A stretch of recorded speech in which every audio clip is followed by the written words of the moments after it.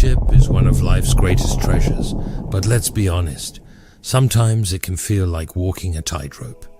We live in a world where not everyone who smiles at you has your best interest at heart. As C.S. Lewis profoundly said, "False friends are like shadows. They're only around when the sun shines, but they disappear the moment the storm begins." You don't need people who walk beside you only when life is easy. You need people who will hold the umbrella when the rain comes pouring down. Here's the truth. Not every person in your circle is in your corner. The Bible warns us about toxic influences, but it also provides the tools to discern them. Relationships shape our spiritual growth, our emotional health, and even our destiny. That's why it's vital to identify who genuinely belongs in your life and who doesn't. Today we're diving into 5 types of people pretending to be your friend.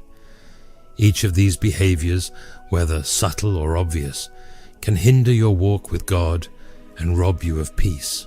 Let's learn to identify these false friendships, guard our hearts, and align our relationships with God's purpose for our lives. The stakes are eternal. Let's begin. Number 1, the user.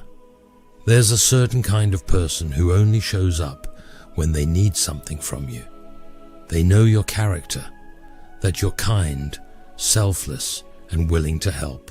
These people see that as an opportunity, not to build a relationship, but to take advantage of you. Their interest in you isn't genuine, it's transactional. They don't call to check on you, they don't ask how you're doing, and they don't care about what's going on in your life. Their focus is singular, what they can get from you. Imagine this person is like a well-trained actor in a play.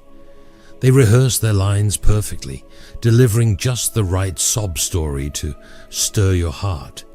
They pout, they sigh, they speak of how desperate they are, knowing you'll step in like the superhero they've cast you to be. And once they get what they came for, they vanish. Days, weeks, or even months pass, and then suddenly they're back. Another problem, another request, another need. It's a vicious cycle. Here's where wisdom steps in. One of the most profound insight of C.S. Lewis into human nature is this. True friends ask how they can give, but fake ones ask how they can gain. That's the difference. Users don't see relationships as reciprocal. They see them as an open bank. What's more, these people often exaggerate or fabricate their struggles. They manipulate situations, twisting the truth to make you feel obligated to help. They know your compassion and they exploit it. But when the roles are reversed and you need a shoulder to lean on, silence, they're nowhere to be found. The danger with this type of person is not just the drain they cause on your resources, be it time, money, or energy, but the erosion of trust. They chip away at your faith in relationships. The more you give, the more they take. And if you're not careful, they'll leave you emotionally spent, questioning your own boundaries and worth. Let's be clear, helping people in need is a good and godly thing.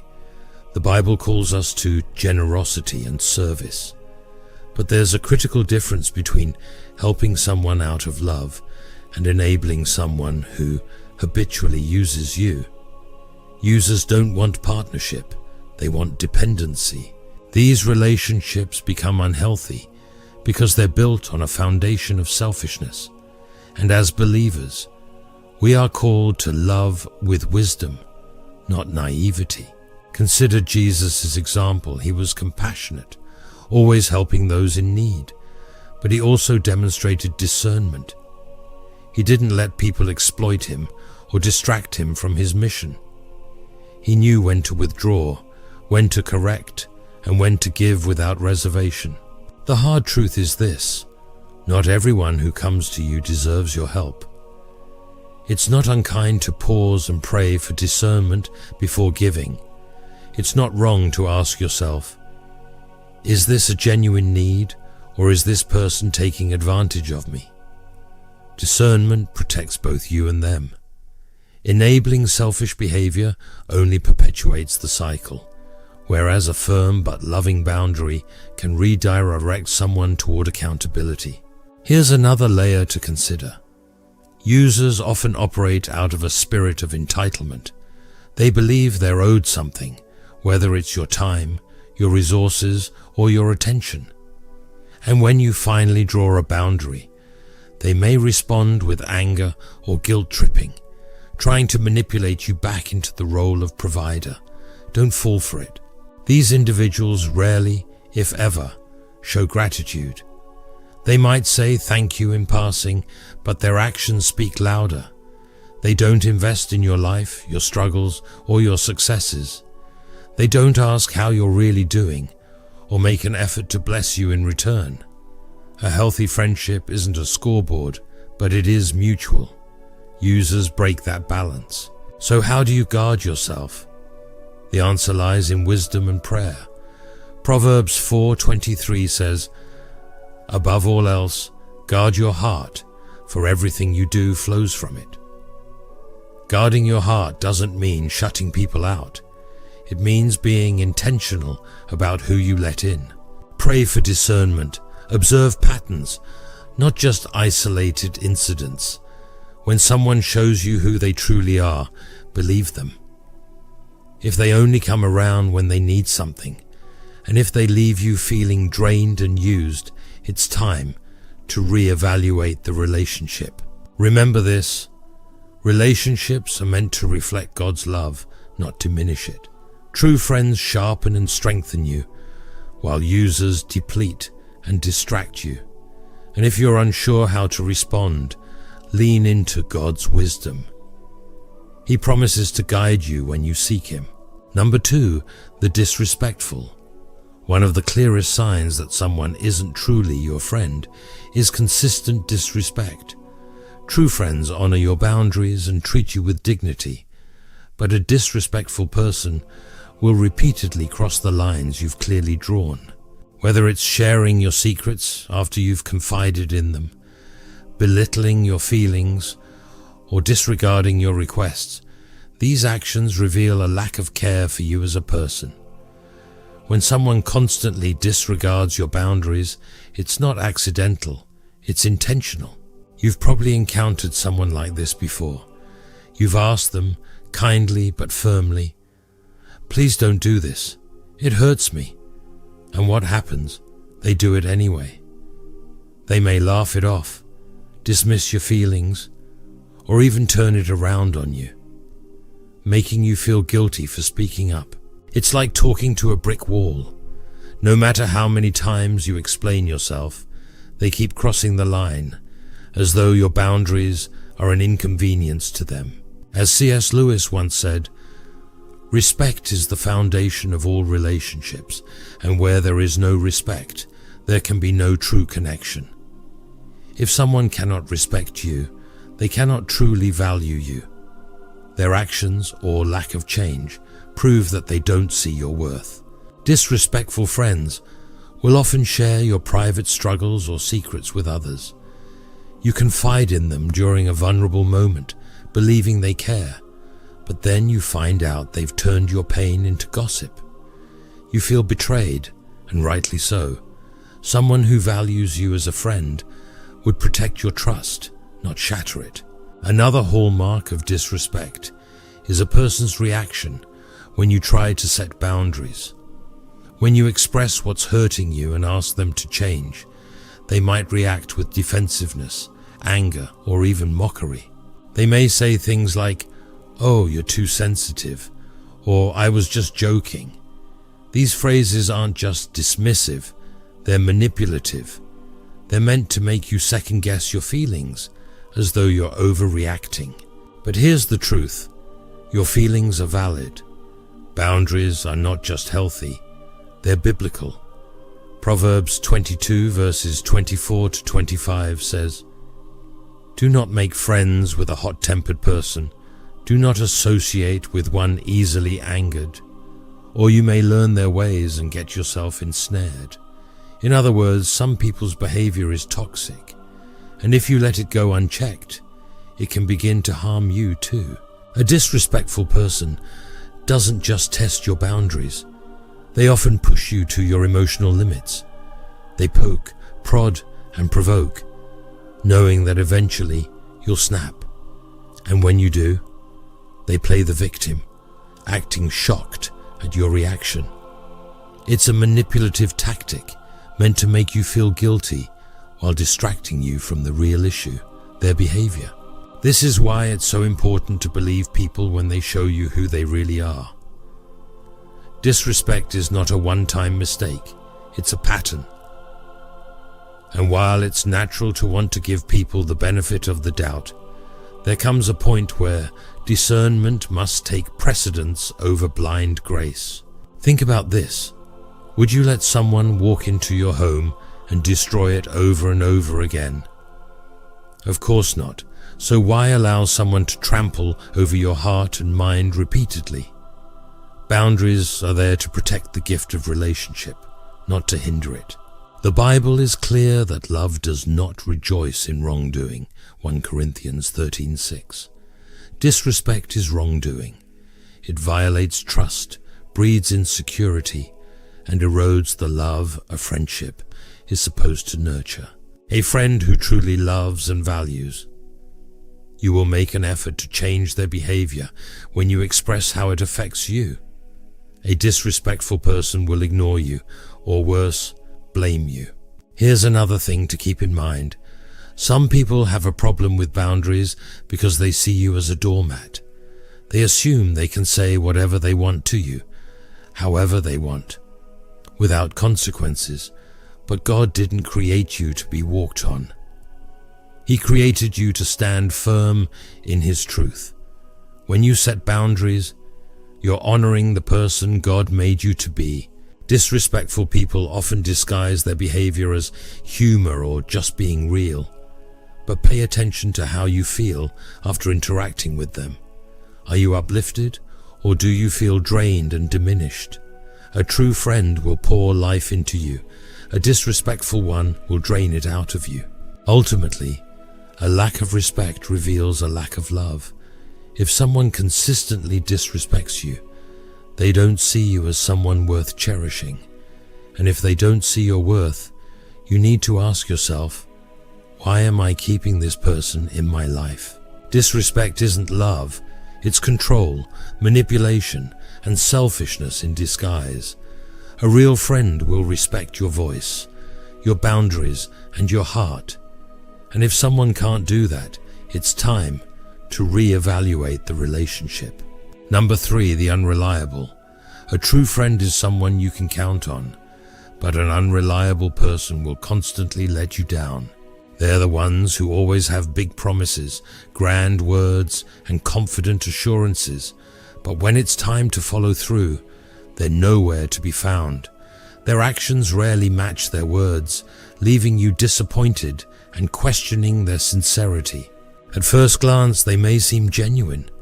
They might tell you everything you want to hear, getting your hopes up with their promises. I'll be there for you, or I've got your back, don't worry. But over time, you notice a pattern. They don't show up when it matters. They don't come through when they say they will. Their yes is not their yes, and their no is not their no. There's a saying by C.S. Lewis that captures this reality. A promise means nothing if it's not kept. It's just words dressed up in false hope. This is the hallmark of unreliable people. They fill your life with words but leave you empty-handed when you need action. Unreliable people are great at talking a good talk. They can make you believe in their sincerity with their charm and convincing tone. But their lack of follow-through shows where their heart really is. Whether they fail to show up for an important event, neglect to support you when you need it, or consistently miss deadlines and commitments, their unreliability creates frustration and hurt. Here's the dangerous part. An unreliable friend can plant seeds of discouragement in your life. Let's say you're pursuing a dream, like starting a business, and you go to this friend for advice or support. They enthusiastically promise to help. They'll connect you with people, lend you resources, or assist you in some way. At first you feel excited, confident, and hopeful, but when the time comes for them to deliver, they disappear. Suddenly, all that hope they gave you feels like a weight. Unreliable friends often give you false hope, and while they may not realize it, their behavior can take a toll on your spirit. They let you down again and again, and soon you start to wonder, is it me? Did I expect too much? Did I do something wrong? But here's the truth. Their inconsistency has nothing to do with you and everything to do with their character. Proverbs 25:19 says, "Like a broken tooth or a lame foot is reliance on the unfaithful in a time of trouble."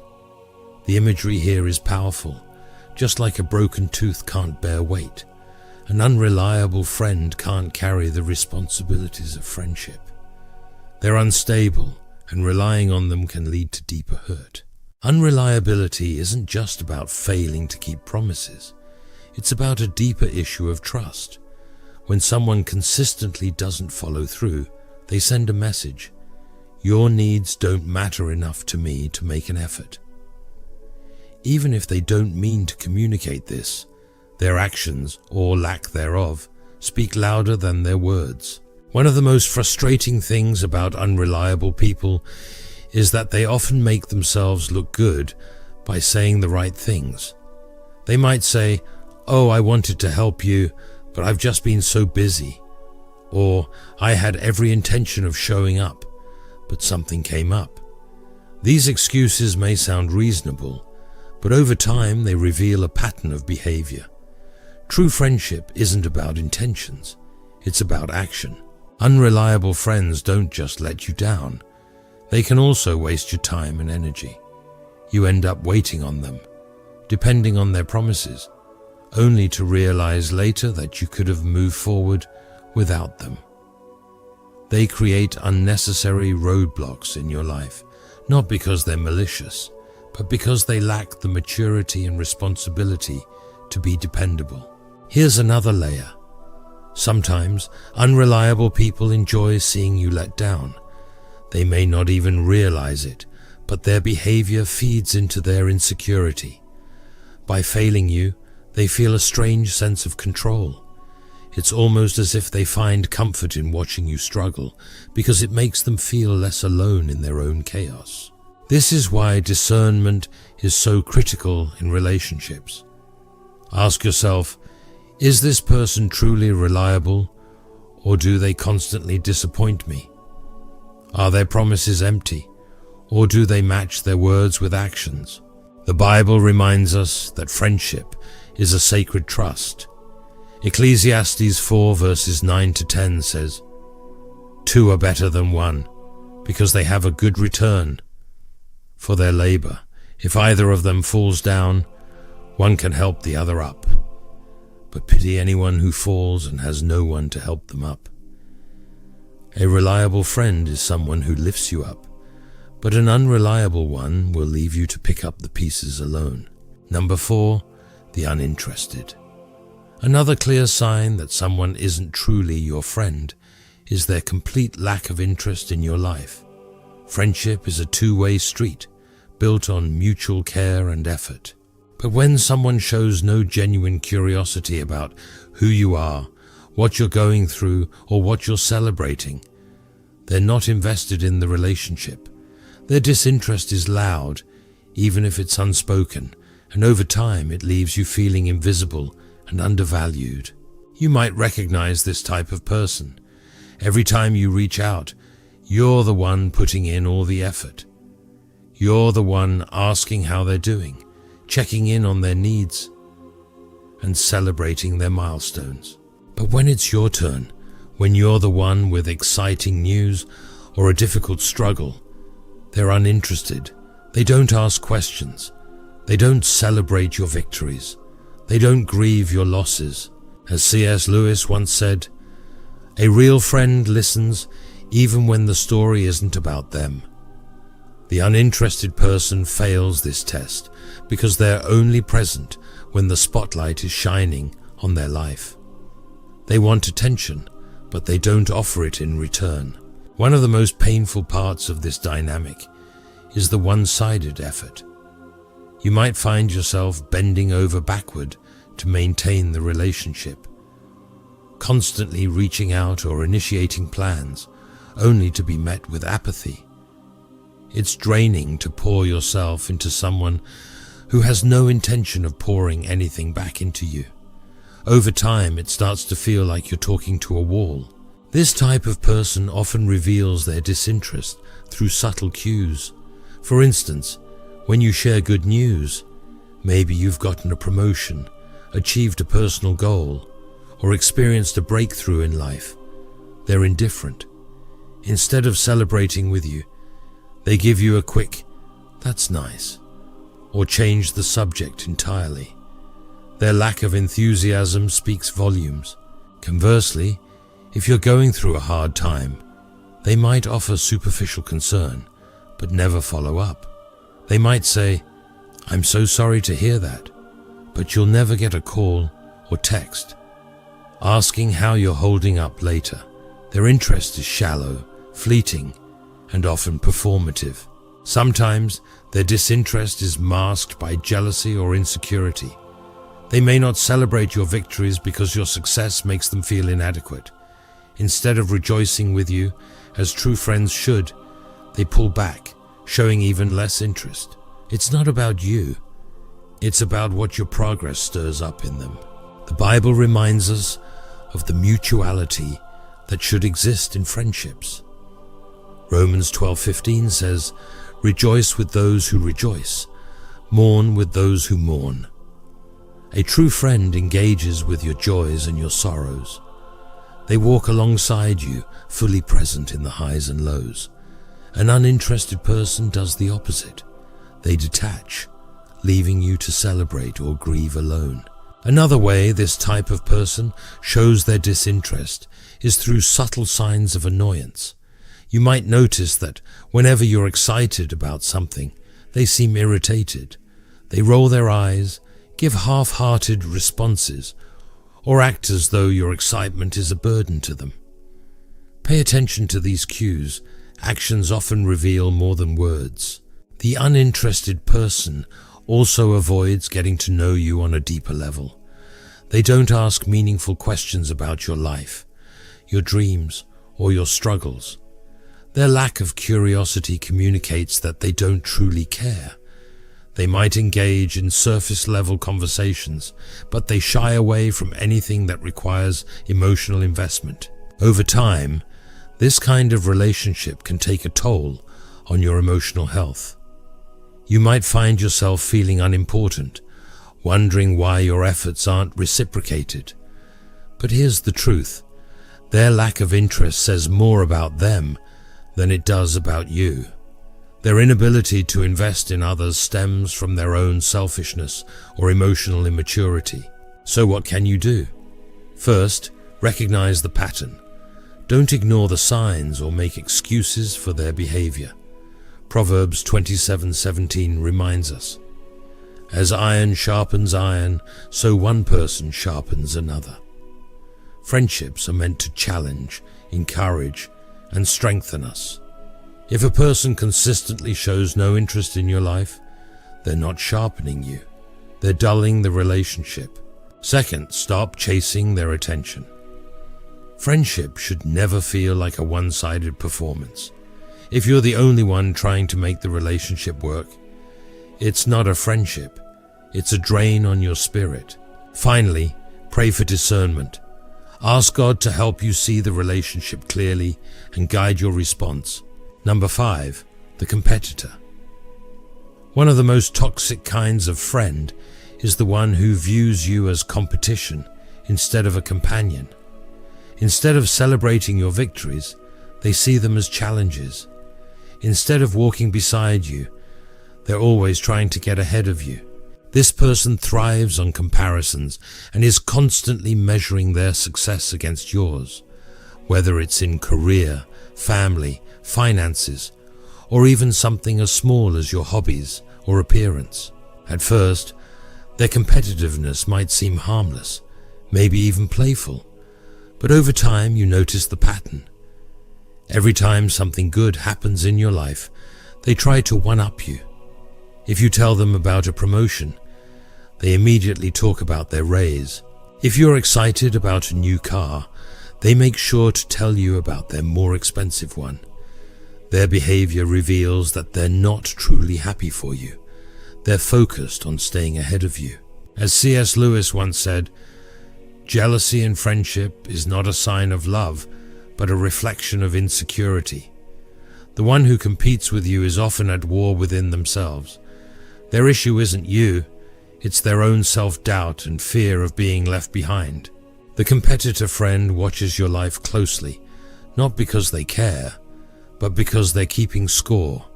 Even when you're not comparing yourself to them, they're locked into a mental race. This type of friend doesn't want to run alongside you. They want to outrun you. And their jealousy makes it impossible for them to genuinely celebrate your success. You'll see their competitiveness in how they react to your wins. Instead of cheering for you, they downplay your achievements with backhanded compliments or snarky comments. They might say things like, "Well, it's about time you got that promotion," or "I guess even you can get lucky sometimes." Their words may seem harmless on the surface, but they're laced with envy.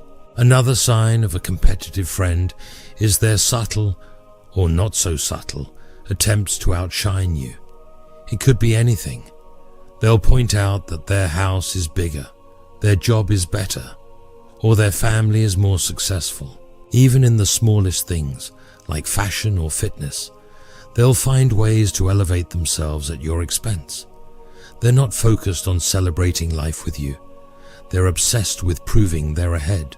The Bible gives us clear warnings about this kind of behavior. James 3:16 says, "For where you have envy and selfish ambition, there you find disorder and every evil practice." Envy doesn't build friendships, it destroys them. Competitiveness in a relationship creates division, mistrust, and resentment. A competitor isn't just someone who competes.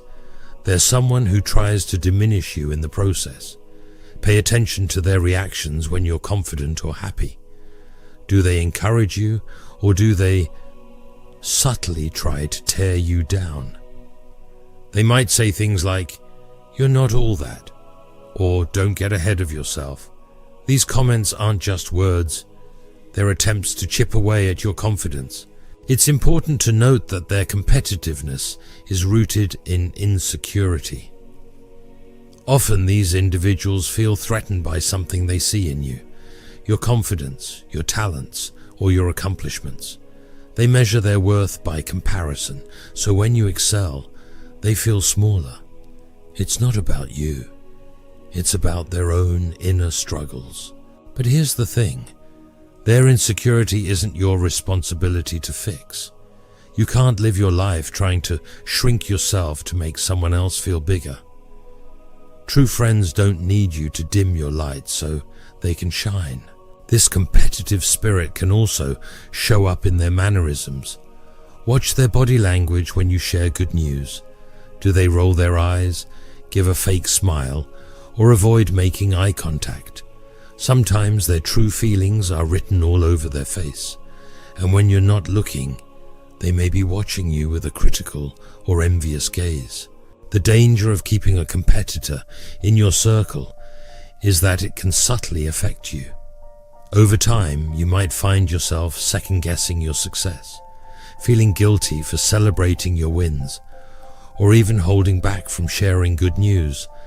That's not what God intends for friendships.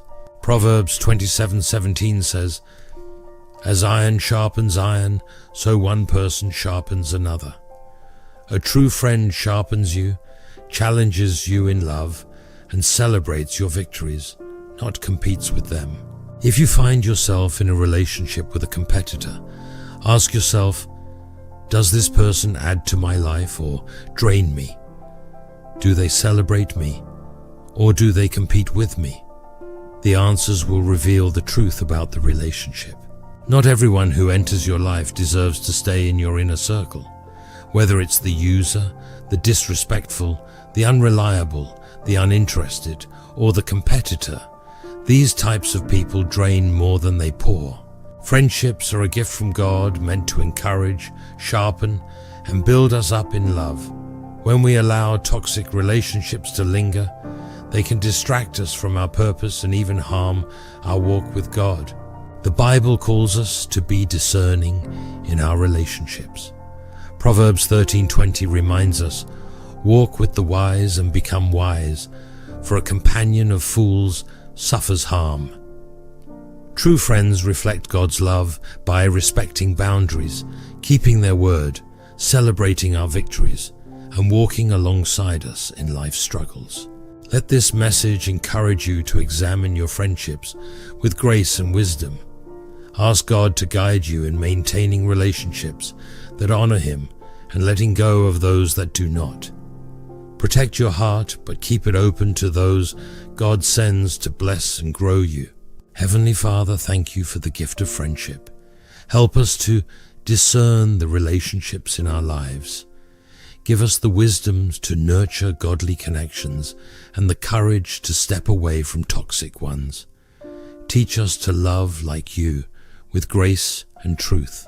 Surround us with friends who sharpen and encourage us in faith. Protect our hearts from harm and help us reflect your love in all we do. In Jesus' name, amen. Thank you for watching. God bless you. Share this with someone who might need it today.